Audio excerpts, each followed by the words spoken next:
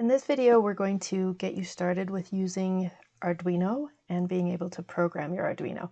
So here I just have a search window open, and I've typed in Arduino IDE, which is the integrated development environment that we're going to be using to program the Arduino.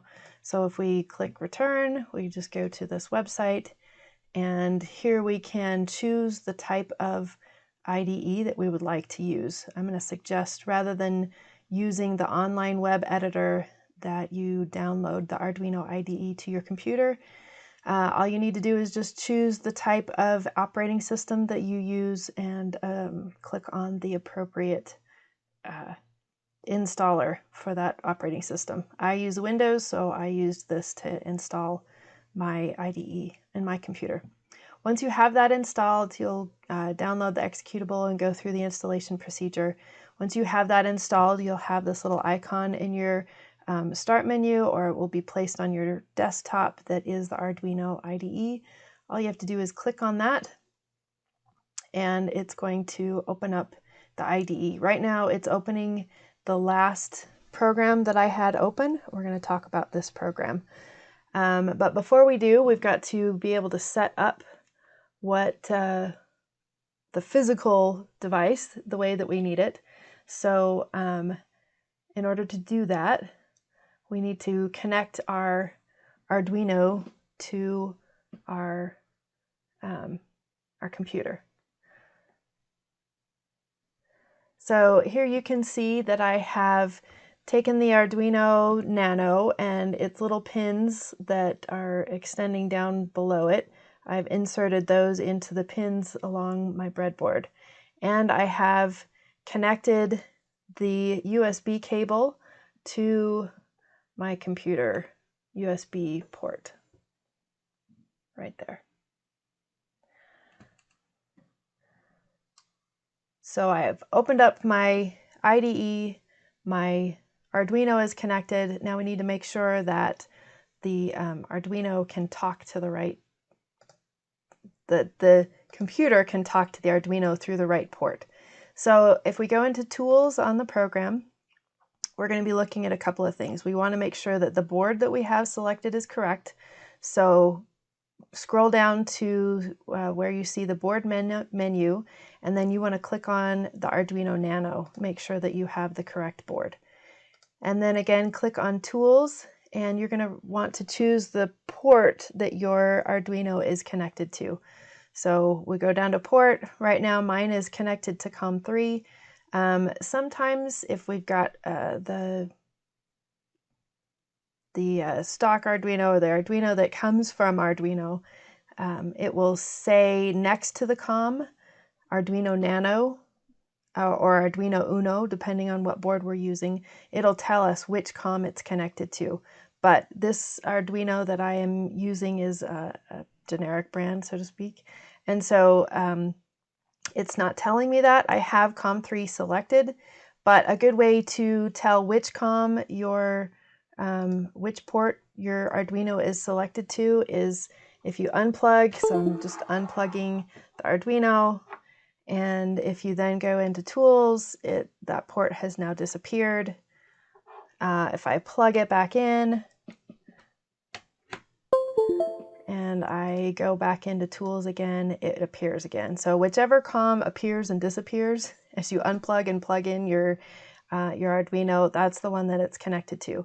If you're using a Mac, you're going to see something other than COM and a number here. You'll see a larger, more,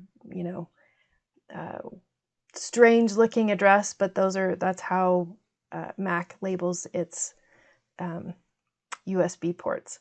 So I select COM3 and I'm connected to COM3, and we're good. So that now I can see I have a Arduino program. Let's talk about what that program means. So when we're programming Arduino, the microcontroller uses Arduino C for its programs. And in C, we have to use the text to tell it what to do. We can declare variables, which means that we give a variable a name so that we understand it. The computer understands numbers, but we give it a name so that we can read the code. And then we can write functions to tell the computer to do something. The system already has two main functions. Every time you open up a script in Arduino, you'll see these two main functions. There's the setup function, and it looks just like this, setup and parentheses, and it runs one time as soon as the Arduino is powered on. And then you can see that there is a loop function, and anything we put in the loop function, it's going to do that over and over and over again and run continually. Kind of like if you're familiar with Scratch, it's like a forever loop, or some other kind of programming language, it's like a forever loop. It just runs over and over again as long as the Arduino has power on. We are going to add other functions to our Arduino script so that we can turn a light on and off, and we can read from our sensors to be able to create the nightlight that we want to create. So this is an example of Arduino code. It is the same code that I had loaded when I opened my Arduino IDE, and it's called Blink. And we're going to go over the things that are in this code, and basically this is the kind of stuff you're going to see in any Arduino script. So we can have comments. We can have a multi-line comment, and it starts with a slash and a star and ends with a star and a slash. And anything in between those two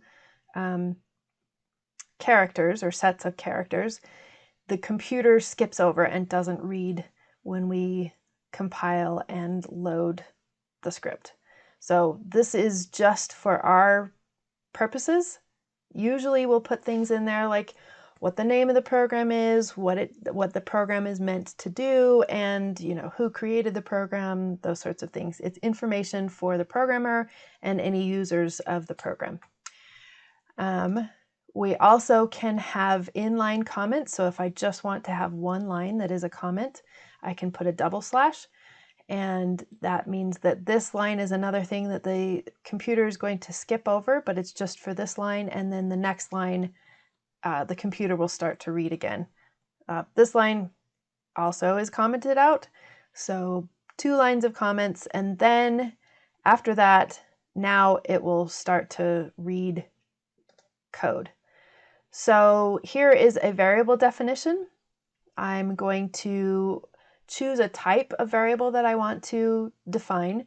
It's either a character variable, meaning it's going to expect letters, an integer, meaning that it will expect integer numbers, long, meaning that it is a decimal with a certain number of decimal places, etc., etc. We're going to focus on integer variables. So we give it a name, we call it what it is, we label the type. So this is an integer. We're going to give it a name. We'll call it LED, and we'll give it a number. So we'll set it equal to 13. So what this is doing is it's saying, I'm going to call pin 13, or every time you see computer, every time you see the number 13, it's saying, every time you see LED, I mean the number 13. So that's how the computer is going to read it. So now all we have to do is input LED, and the computer understands that as 13. So every time we make a statement or write a line of code, we need to end that statement or that line with a semicolon that tells the computer as it's reading along the line of code that to stop reading that line and go to the next line. We can define functions, and we write the function name. So loop is actually a function definition. So here's the definition of that loop function we were talking about that goes over and over again.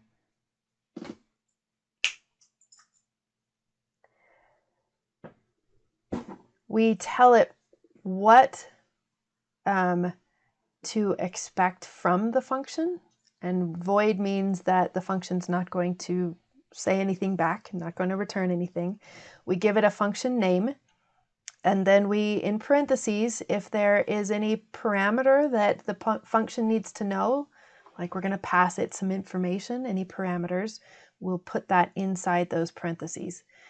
After that, we do a curly brace to open the function, and then anything between this open curly brace and this closed curly brace is the statements that define what the function is going to do. So for example, this function, we are going to turn an LED on and then wait a second and turn an LED off and wait a second. Each of these are actually predefined functions within the Arduino programming that it already knows about. Function calls, we can define a function. That's how we define, that's how we tell the Arduino what to do. When we want to use that function, we use a function call. So this digital write is actually a function call. This digital write function has already been defined, and so I'm going to call it and use it here.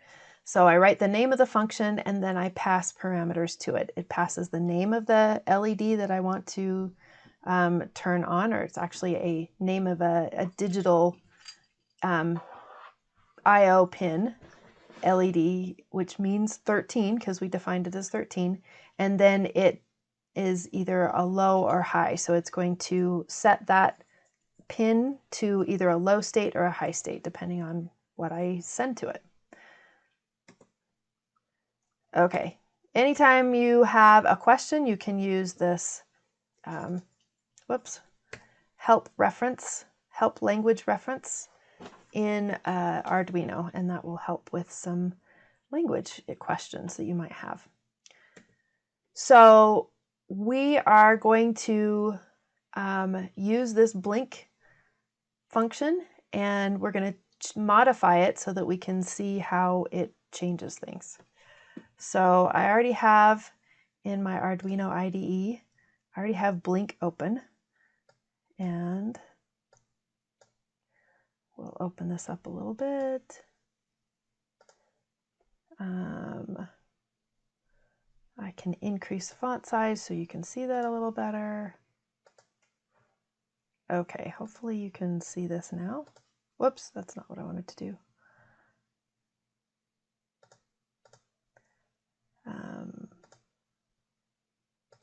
Okay, so hopefully you can see this. This is blink. When you have something commented out, it's going to turn it light gray. That helps you know that it's a comment. So the multi-line comments are even lighter gray. Then you can see down here in the code, the actual code, we have our setup function. What's happening here is we are using the pin mode function. Anytime you have a already defined function, it'll turn it red. It already knows that LED built in is the LED connected to digital pin 13. So you won't see that definition statement there. So we just know that LED built in is pin 13. This is telling the Arduino that the 13th digital pin is going to be an output. So it's going to send information to that LED. And here we have the loop function defined, and in the loop function, we're going to set that LED built-in high. That means we're going to turn the light on, so it has a high voltage level, and then we'll wait for a second, and then we'll again set it low. So to send this code to your Arduino microcontroller, you click this upload button, little arrow over here that points to the right. That uploads it. It actually compiles the sketch and uploads it to the Arduino. And so you can see we've got, it says it's done uploading. If we want to see what it did, this gives us some information. If there are any errors when we're uploading code, they'll show up here in orange, and we can sort of trace back what went on and where there's a problem in our script so that we can troubleshoot. But now you can see the Arduino, the little LED light over here on, if I point with maybe a paperclip, right here, this one that's blinking on and off. The one that's steady on just tells me that I have power to the Arduino. The one that's blinking on and off, that's the one that's connected to pin 13. And it's doing exactly what I told it to do. It's on for a second, and then it turns off for a second. So I can then modify the code. Let's say we want it to only turn on for 1/10 of a second and maybe turn off for 1/10 of a second. We can have it flash really quickly. So play around with that. We'll upload the code, and you can see there's some lights that flashed over here that were talking or showing me there was communication between my board and the computer. And now that LED is flashing 1/10 of a second, so it's flashing really fast. And that's the basics of coding with Arduino. And go ahead and play around with this a little bit. Make sure that you can modify this code and upload it, and that your computer is talking to your Arduino.